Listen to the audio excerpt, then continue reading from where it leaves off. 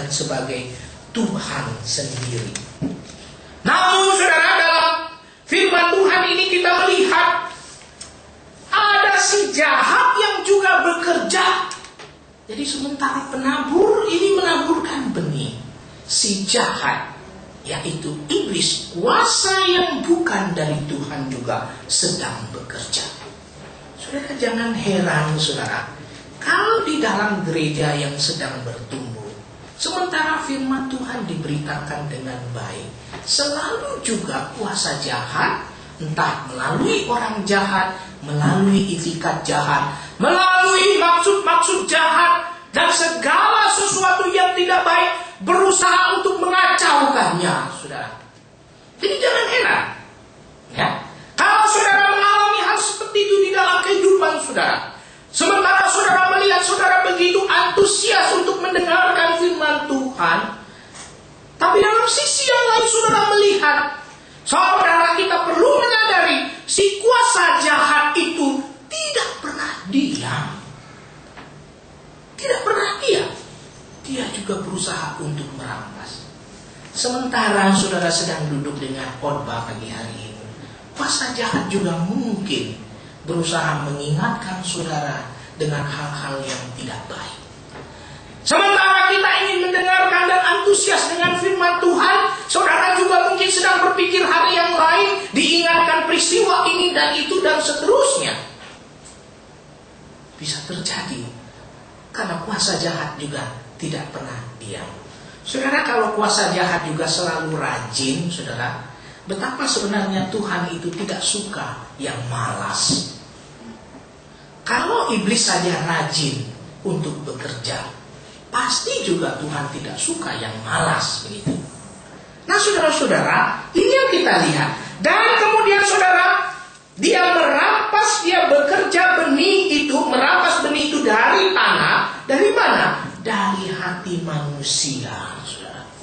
Dan inilah yang digambarkan dalam perumpamaan ini. Ternyata hati manusia di mana benih itu ditaburkan tanah itu ada bermacam-macam tanah. Dan itulah jenis hati manusia yang mendengar firman Tuhan. Apakah dia memberikan respons? Dan pasti juga ada tantangan dari situ. Dan ini menggambarkan respons dan tantangan terhadap firman Tuhan itu. Nah, apa inti perumpamaan ini, saudara? Intinya itu sangat jelas sekali. Yaitu begini. Walaupun kuasa si jahat adalah kuat, namun firman Allah lebih kuat lagi dan tidak akan gagal dalam memerintah manusia. Ada slide-nya. Saudara, inti perumpamaan ini mengatakan walaupun kuasa si jahat itu adalah kuat, saudara. Kuasa si jahat itu kuat, saudara. Namun ternyata firman Allah lebih kuat lagi dan tidak akan gagal dalam memerintah manusia. Ini yang tadi saya katakan kenapa bagian firman Tuhan ini juga ada paralel, ada kesejajaran dengan Markus 4. Firman Tuhan itu seperti benih itu akan tumbuh secara rahasia. Dan dia akan jadi besar, saudara. Walaupun ada tantangan, walaupun kuasa si jahat itu kuat, namun firman Allah lebih kuat lagi. Jadi saudara, ketika kita melihat ternyata firman Allah itu lebih kuat lagi, kita bisa mengharapkan dapat memberikan respons. Ada tantangan, tapi juga bisa memberikan respon. Kita dikuatkan untuk memberikan respon kepada Tuhan. Saudara, apa maksud firman Allah tidak akan gagal, saudara? Ini yang dimaksudkan di dalam perjanjian lama. Kalau firman Tuhan itu Yesaya 55 ayat 1 sampai 3, kalau firman Tuhan itu tidak pernah akan gagal, itu ya ini yang maksudnya. Yang pertama, saudara, kita belajar dari perumpamaan ini. Penabur tahu betul, saudara, bahwa benih yang ditaburkannya tidak semua akan berhasil. Saudara, penabur ini tahu betul, saudara, apa yang dia sedang lakukan, saudara. Bahwa betapapun dia bekerja, betapapun dia menabur, saudara, benih-benih ini, saudara, benih ini tidak semua akan berhasil. Nah, sekarang kita tanya mengapa? Mengapa?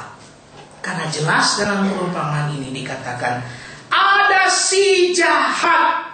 Datanglah si jahat dan merampas yang ditaburkan dalam hati orang itu. Itulah benih yang ditaburkan di pinggir jalan. Saudara penabur ini tahu betul, saudara, waktu dia menaburkan benih, dia tidak bisa mengharapkan tidak semua akan berhasil. Karena ada si jahat. Dan si jahatlah yang membuat benih itu tidak bertumbuh. Seperti benih yang digambarkan jatuh di pinggir jalan. Saudara, hari ini kita orang modern, kita akan pikir kok bodoh banget ya nih petani ya. Kenapa buang di pinggir jalan itu benih? Saudara, yang dimaksudkan pinggir jalan ini ialah jalan yang biasanya ada di tengah-tengah ladang. Jadi ladang itu sangat luas dan di tengah-tengah ladang itu biasanya ada jalan. Dan saudara, waktu petani ini datang ke ladangnya dan membawa benih, benih itu jatuh di jalan yang dia sedang jalani di tengah-tengah ladang itu. Inilah yang terjadi, saudara. Dan yang kedua juga, saudara, ini mungkin berbeda dengan cara kita. Nah, biasanya orang hari ini dan di mana tempat itu biasanya tanah dibajak dulu. Jadi setelah tanah dibajak, barulah benih ditaburkan. Tapi cara orang Yahudi yang lama pada masa itu, saudara, dia tidak membajak tanah dulu. Jadi dia menaburkan benih dulu, baru kemudian dibajak. Ini cara mereka. Jadi benih itu ditaburkan dulu dan kemudian tanah yang tadi dia lewati itu dibajak. Sehingga mudah-mudahan benih ini bertumbuh. Penabur ini tahu betul bahwa benih yang akan ditaburkannya tidak semua berhasil, saudara. Betul. Dan itu yang kita lihat seperti benih yang di pinggir jalan ini tadi, saudara. Benih yang di pinggir jalan ini, saudara, digambarkan itulah hati orang, yaitu benih yang ditaburkan di pinggir jalan. Ketika dia mendengar firman Tuhan, si jahat merebut benih itu. Saudara, ketika firman Tuhan disampaikan, iblis juga seperti saya katakan tidak pernah diam dan dia mengambil benih itu.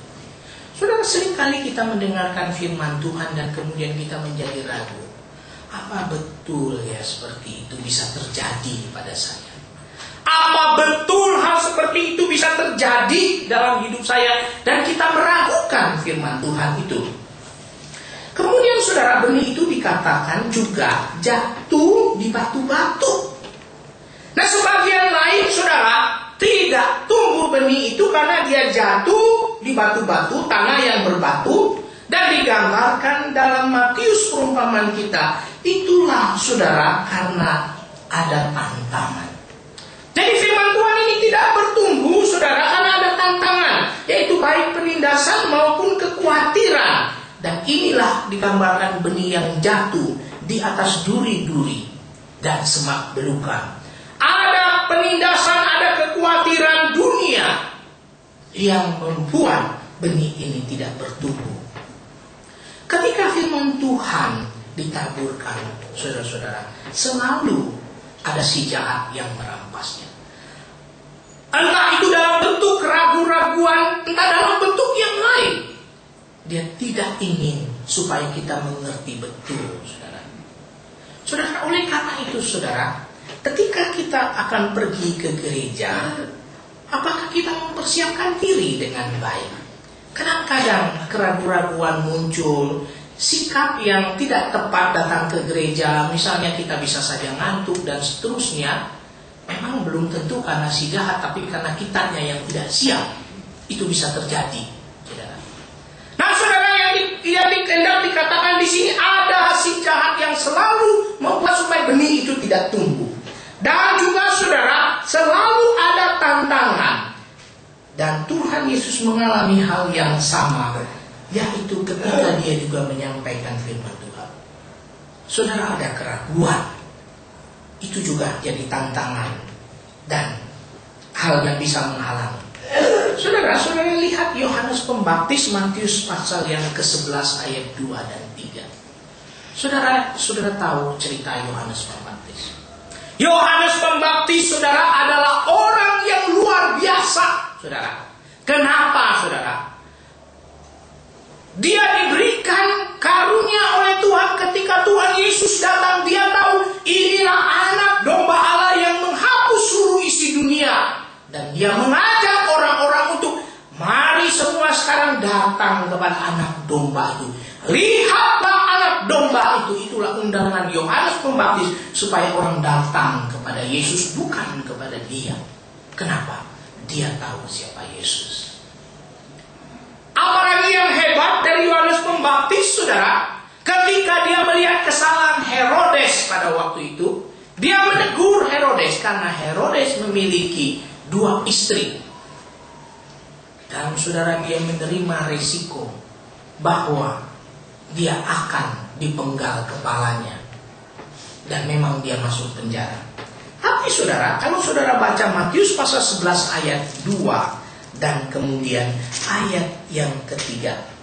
Di dalam penjara Yohanes mendengar tentang pekerjaan Kristus, lalu menyuruh murid-muridnya bertanya kepadanya, engkaukah yang akan datang itu, atau haruskah kami menantikan orang lain? Apa yang terjadi dengan Yohanes Pembaptis, saudara?